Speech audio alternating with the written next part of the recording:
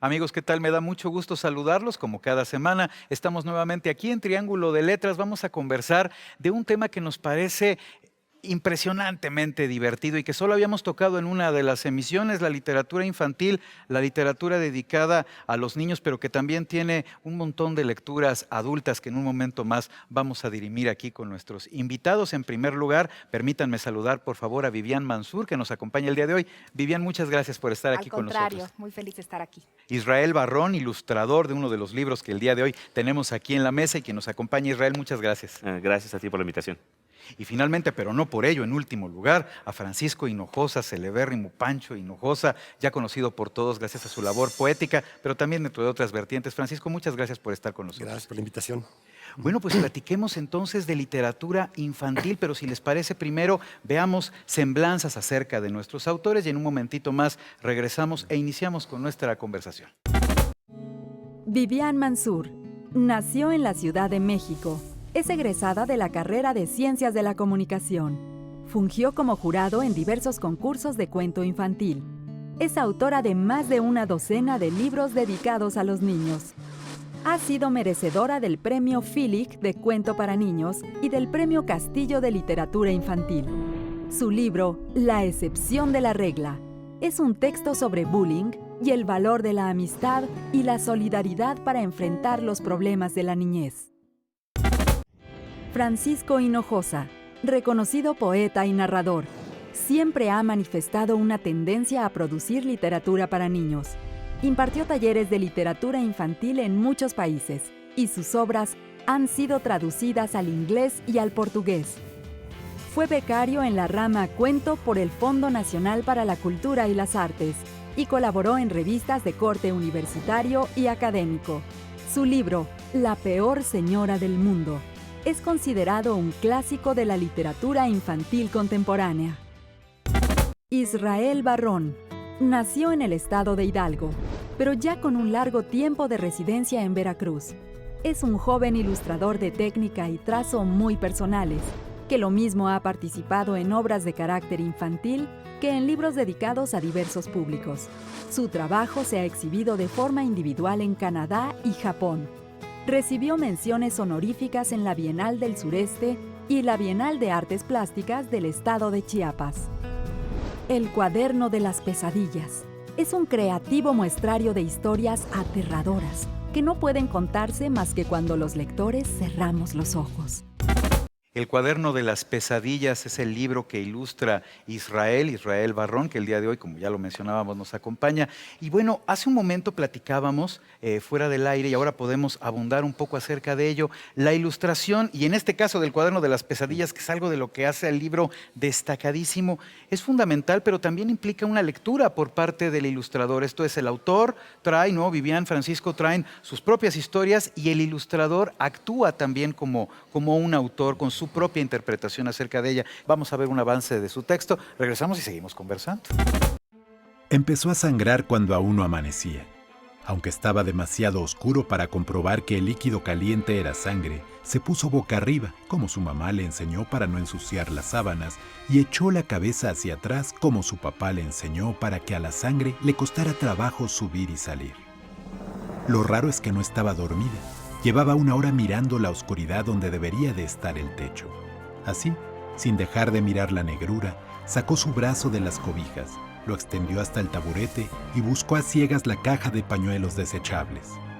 Al poner en su nariz el primer pañuelo, pensó que quizá lo había hecho bien y no había manchado la almohada con su sangre. Todo eso sucedió a las 4 de la madrugada, hace 3 días, o sea, que han transcurrido casi 70 horas y la hemorragia no para. Ya estamos aquí de regreso. Israel, hace un momentito platicábamos, bueno, por supuesto, tu labor como ilustrador, que es parte de lo destacadísimo del cuaderno de las pesadillas. ¿Qué nos puedes decir acerca de esto, Israel?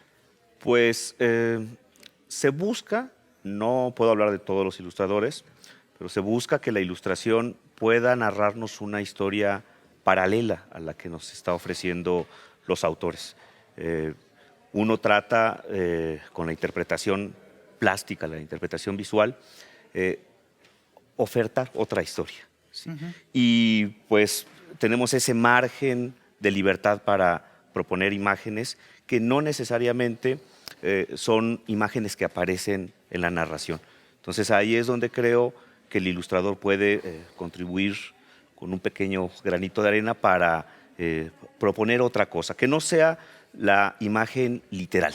Vivian, el papel del autor y el papel también del ilustrador como parte de la autoría, en este caso, pues de un libro dedicado a los niños, pero que también tiene lecturas muy adultas, como es el caso de La excepción de la regla. Coméntanos, por favor. Bueno, en este caso, Patricio fue el ilustrador de este cuento que yo escribí. A veces te permiten como autor tener contacto con el ilustrador y a veces no. Y ambos caminos son totalmente válidos. Una editorial te puede decir que tú tienes una idea muy fija de lo que escribiste y que es mejor darle libertad al ilustrador para que él visualice la narración. Y a veces es muy interesante porque efectivamente el ilustrador hace su propia visualización de lo que tú escribiste y es una sorpresa incluso para ti. En el caso de Patricio, tiene un sentido del humor muy particular que embona muy bien para ciertos libros que yo escribo, que son siempre de humor muy negro, con cierto desparpajo, con mucho sentido del humor. Entonces, son muy buena mancuerna de los libros que yo escribo.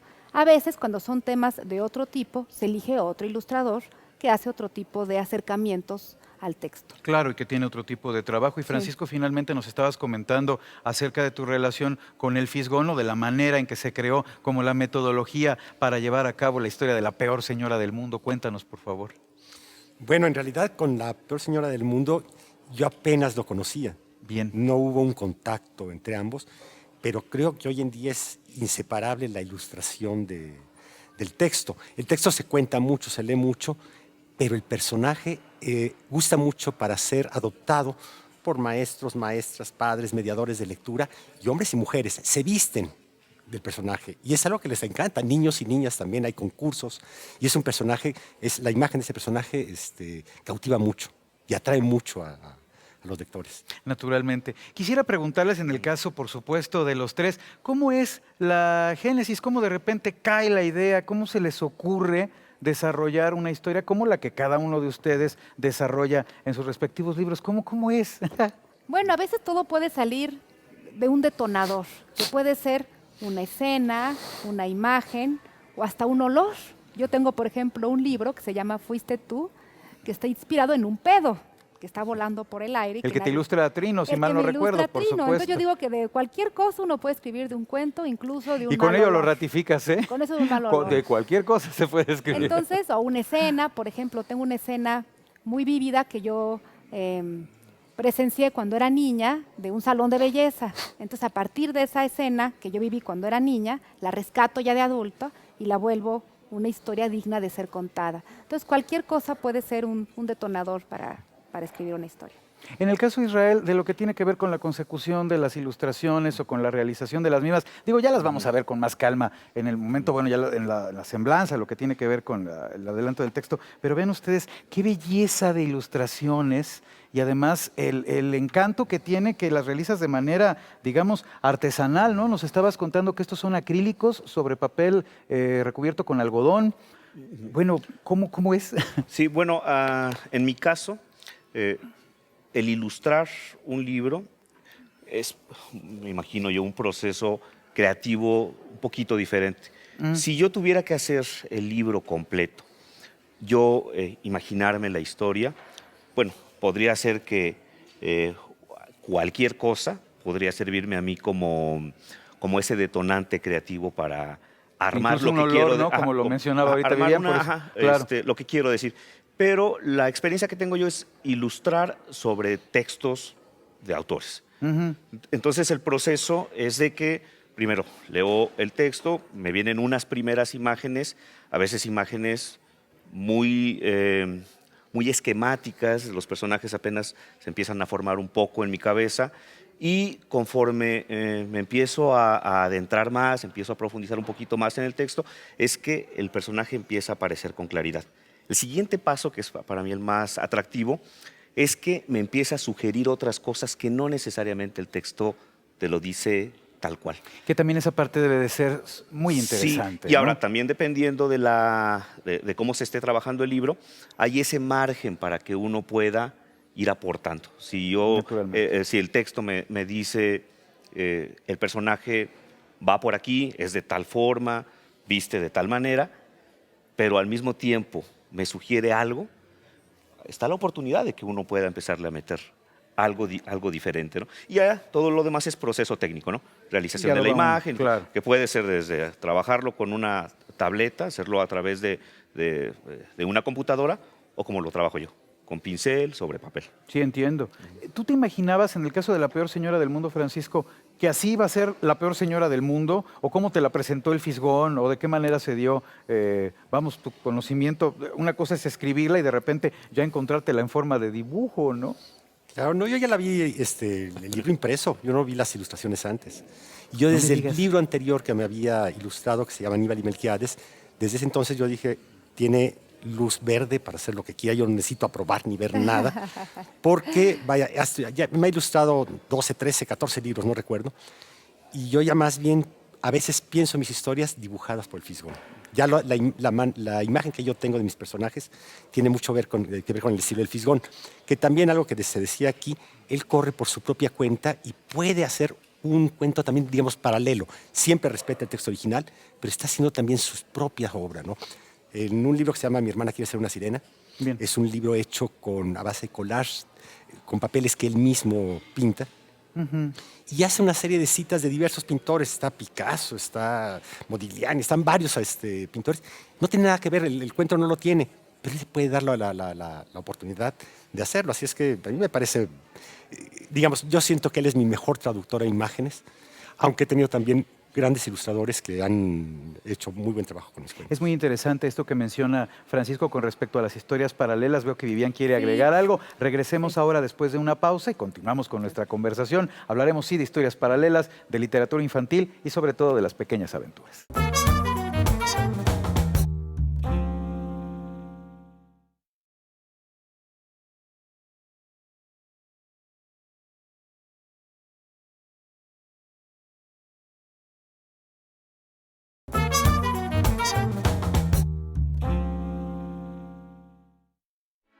Cuando mi mamá estaba buscando escuela para mí, le pareció perfecto que los primos estudiaran en el mismo lugar.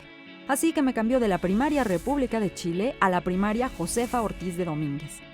Las dos hermanas pensaban que por ser parientes nos protegeríamos y compartiríamos amigos y cuadernos. No sabían que me estaban metiendo a la boca del tiburón, porque José Luis era un pez grande y yo constituía un sabroso bocado para él. La cadena alimenticia no hacía excepciones. Desde siempre nos medíamos con la mirada.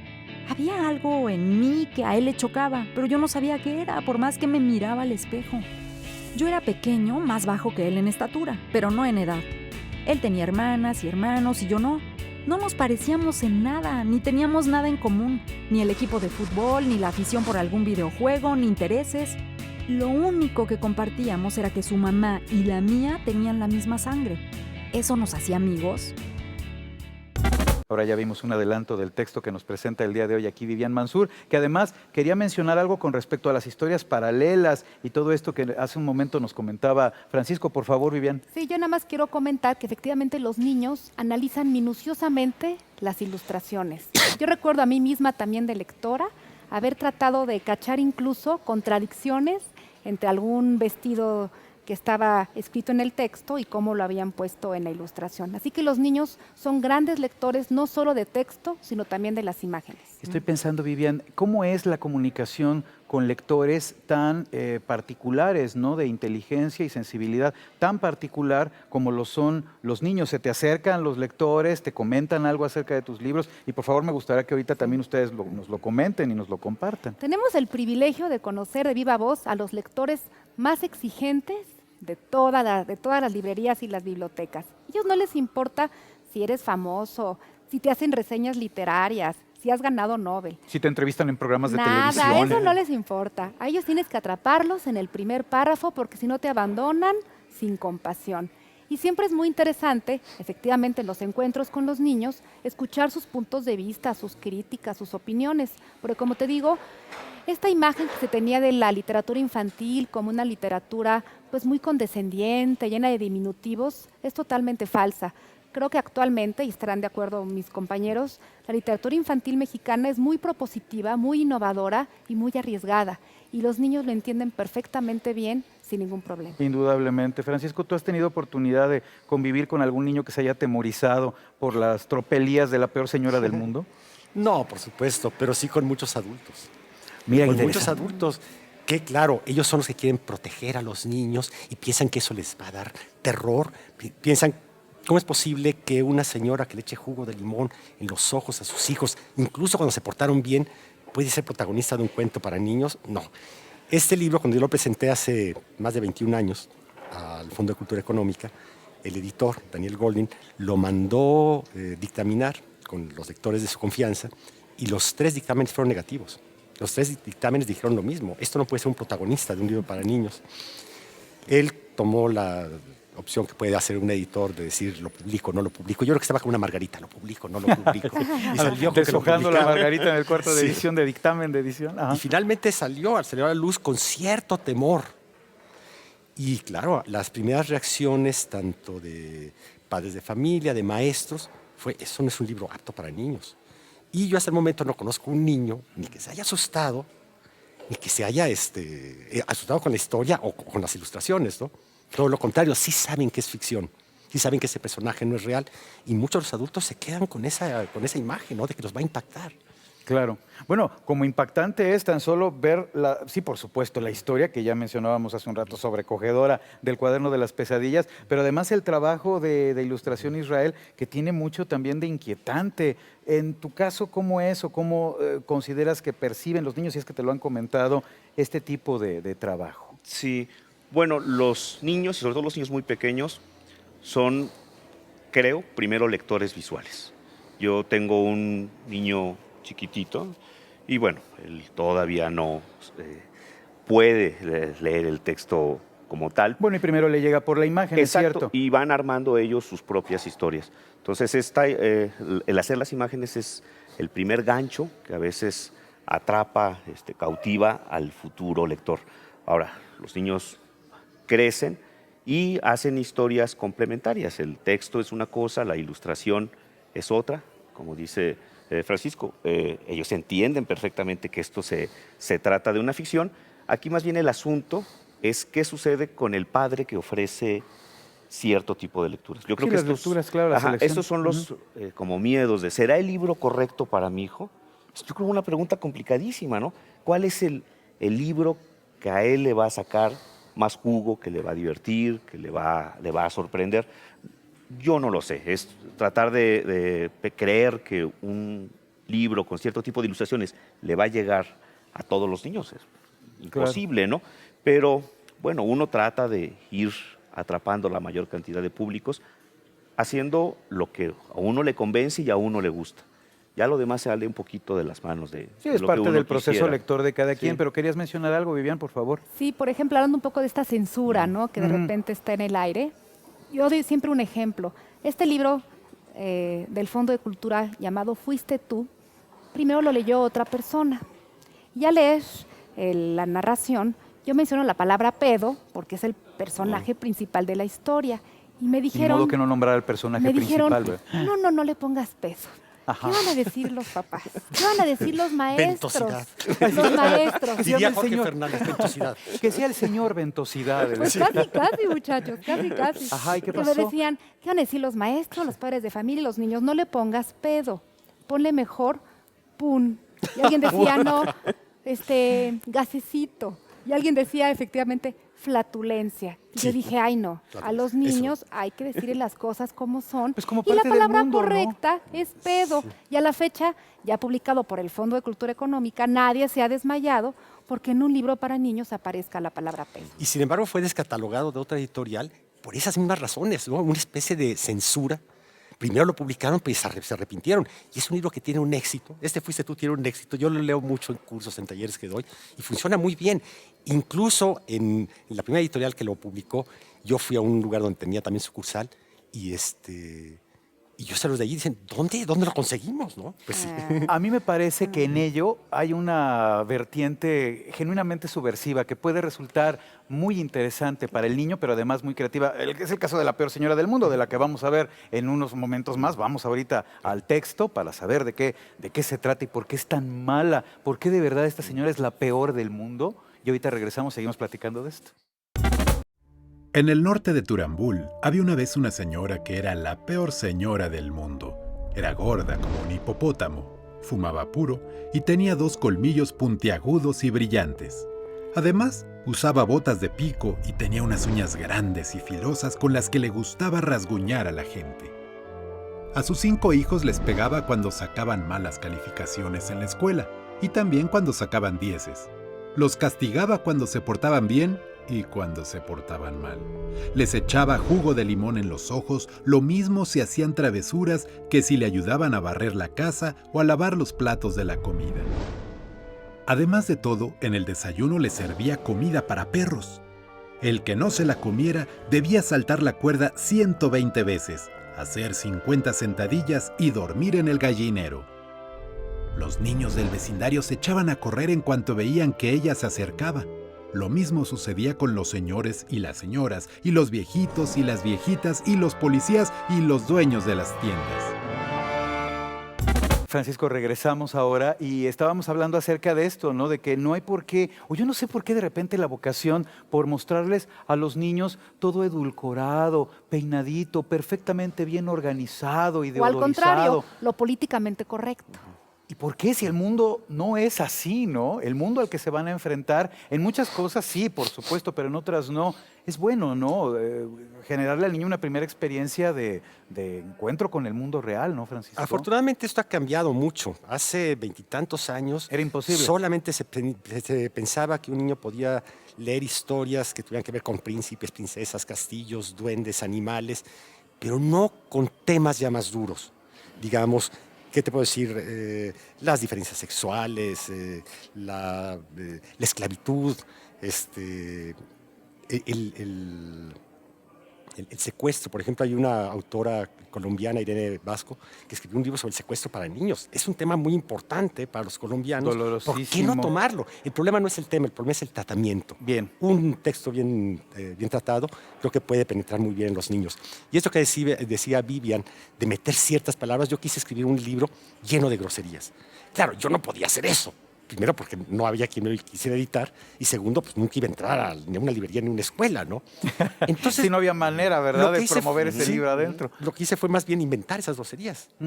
Una de los personajes dice, eres un séptimo esdrújulo tácito. Bueno, eso obviamente no tiene nada que ver, pero lo dicen de tal manera que por supuesto es más grave que decir cualquier otra palabra, ¿no? Entonces, bueno, son experimentos que se van haciendo poco a poco y creo que ahora está mucho más abierto la mentalidad tanto de los editores, de los maestros, de los padres de familia, de los niños siempre ha estado abierta. Es sano al final, social, culturalmente, la forma en que evoluciona también, ya no quiero decirlo en malos términos mercadotécnicos, el mercado editorial para niños, pero sí la literatura infantil, ¿no? A mí me parece que la inclusión de esta clase de temáticas, de esta clase de ilustraciones, de esta clase de historias, resultan muy sanas para la conformación o para la educación de ciudadanos del futuro, ¿no? Claro, y además también son ventanas a otros mundos, ¿no? O sea, sí creo que un libro es un mirador que te puedes identificar mucho con el personaje y todo, pero también es interesante que no te identifiques y que justamente esto te amplíe un poco el criterio y las perspectivas de vida que tengas, ¿no? Claro, al final uno también es educado, es natural, por las lecturas, ¿no?, que de niño tuvo oportunidad de disfrutar, pero muchas veces si esas lecturas contrastan con la experiencia del mundo real, quizás podría resultar un poco discordante o a lo mejor desconcertante para un pequeñito. Y si hay posibilidades de saber de una señora mala, malísima, que como ya lo mencionabas, Francisco, le echa limón y le hace cosas horrorosas a sus niños, aunque se hayan portado bien, digo, no que te ponga en sintonía con que todo el mundo va a ser así, pero por lo menos te prepara para que hay partes que son medias oscuronas, ¿no?, en nuestra realidad, Francisco. Sí, mira, te voy a decir algunas cuantas interpretaciones que le han dado al libro. Ya sabes, sí. a veces los maestros dicen, ¿qué es lo que nos quiso decir el autor en el libro, ¿no? Y ya tienen la respuesta. Uno dijo que el autor quería promover el engaño. Para triunfar en la vida hay que engañar. Otro dijo, no, el autor lo Bueno. hizo a la manera de Fuente Ovejuna de Lope de Vega. La unión de las fuerzas puede combatir el mal. Una escritora rusa dijo que este libro mostraba la corrupción de la niñez mexicana. Salas. Pero te voy a dar la más sorprendente de todas. Fue una que quisieron poner este cuento en teatro hace ya algunos años, en Chiapas, con niños tzotziles. Y el animador, Emilio Lome, que le estaba proponiendo, dijo, antes de proponerla, vamos a discutirla. A ver, primero, ¿por qué señora? Entre los miembros de Mira, la comunidad, ¿no? mira qué ¿Por qué interesante. señora? Y no señor. Yo les puedo decir que señora porque yo me basé en una vecina que tenía. Esta era una especie de venganza hacer una vecina. Pero Ahí si está hubiera el sido mundo real, vecino, hubiera ahí sido está el el mundo peor real, señor. claro. Pero bueno, al analizarla decían, es señora porque está en femenino y ella representa la guerra. Bueno, si ella es la guerra, ¿qué significa esa muralla que se pone alrededor del pueblo? Ah, pues es el cerco militar. ¿Y la paloma? La paloma son los acuerdos de San Andrés, los acuerdos de paz. ¡Guau! Y el viejito es el Consejo de Ancianos. Se le dio una interpretación zapatista a un cuento que había sido escrito antes del levantamiento zapatista. Entonces puede Interesante. llevar a todos los pozos, ¿no? Qué interesante. Fíjense todas las lecturas que se le puede dar a historias como las que el día de hoy hemos tenido de verdad el privilegio de poder tratar aquí en Triángulo de Letras. Infortunadamente se nos acaba el tiempo. Ya nos tenemos que ir, amigos, pero no me queda más que agradecer muchísimo a Israel Barrón, que haya estado aquí con nosotros. Muchas gracias, No, Israel. gracias a ti por la invitación. Vivian Mansur, muchísimas gracias. Al contrario. Francisco Hinojosa, muchísimas gracias por haber estado con nosotros. Gracias a ti por la invitación. Y a ustedes, amigos, pues realmente muchísimas gracias por acompañarnos semana a semana. Por favor, comentarios que tengan con respecto a los temas que les gustaría que tratáramos aquí en Triángulo de Letras, autores a los que deseen ver sentados en esta mesa, por favor envíenoslos a las redes sociales que en este momento están apareciendo en su pantalla. No me resta más que agradecerles el favor de su presencia, de su visión del programa y nos miramos aquí la semana entrante. Muchísimas gracias.